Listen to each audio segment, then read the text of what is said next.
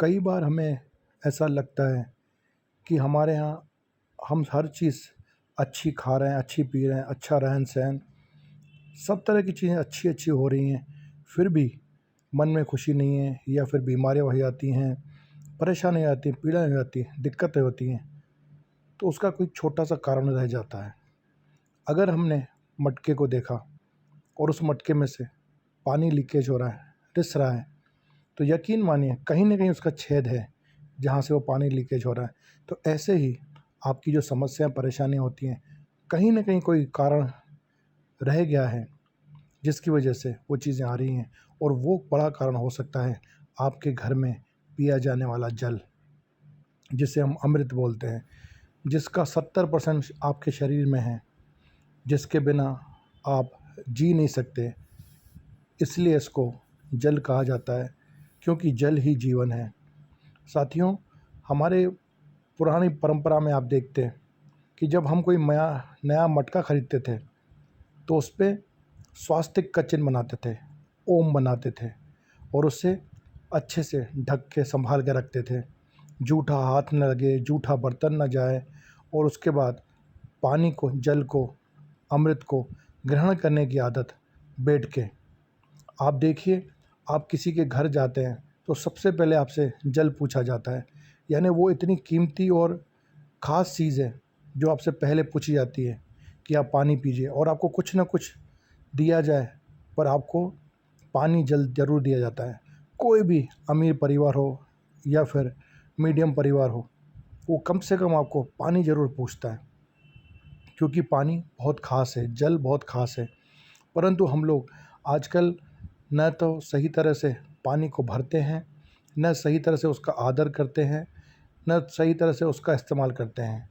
हम पानी को, जल को बहुत ज़्यादा मात्रा में व्यर्थ करते हैं और सही तरह से उसको ग्रहण नहीं करते हैं।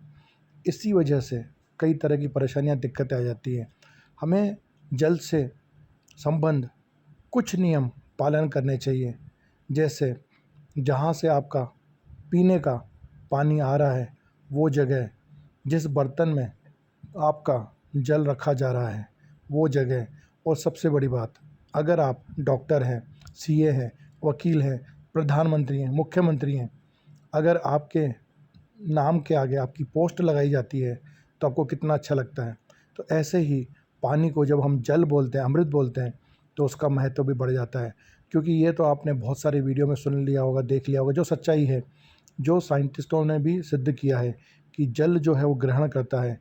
यानी आपने अगर एक रूम में पानी का, जल का भरा हुआ गिलास रख दिया और वहाँ पर जो बातें आपने करी और वो अगर जल आपने पी लिया, तो वो वैसी ही प्रतिक्रिया आपके शरीर के साथ करेगा।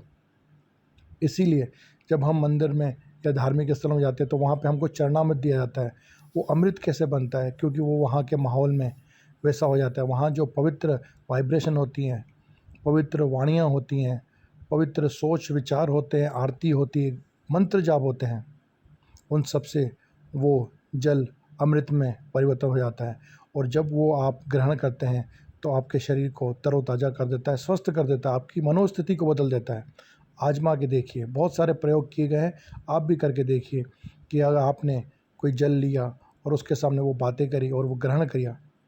कई बार आपने देखा होगा कि आप किसी के घर जाते हैं और वहाँ से जब लौटते हैं या किसी की शॉप पे, ऑफिस में गए, वहाँ से लौटते हैं, तो आपको या तो बहुत खुशी होती है या फिर अनईज़ी फ़ील होता है। क्यों?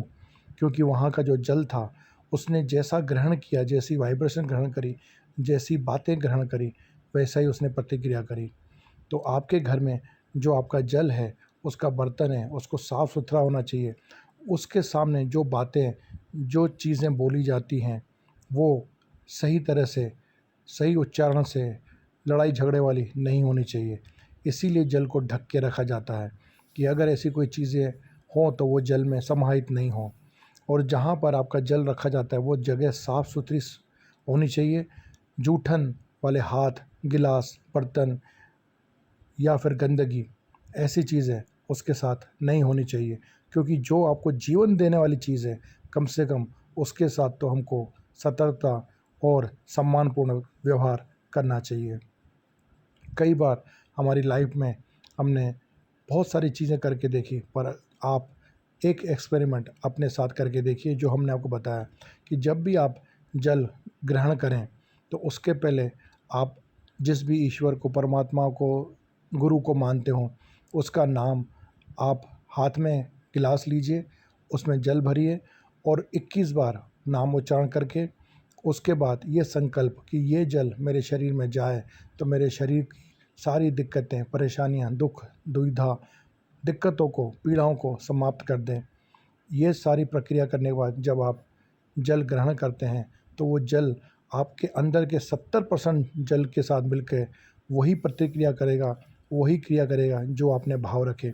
करके देखिए, असरदार है और आपको अच्छा लगेगा। तो अब से न जल को व्यर्थ जाने दीजिए, न ही जल के साथ दुर्व्यवहार करिए। ये कठोर शब्द हो सकता है परंतु सत्य है।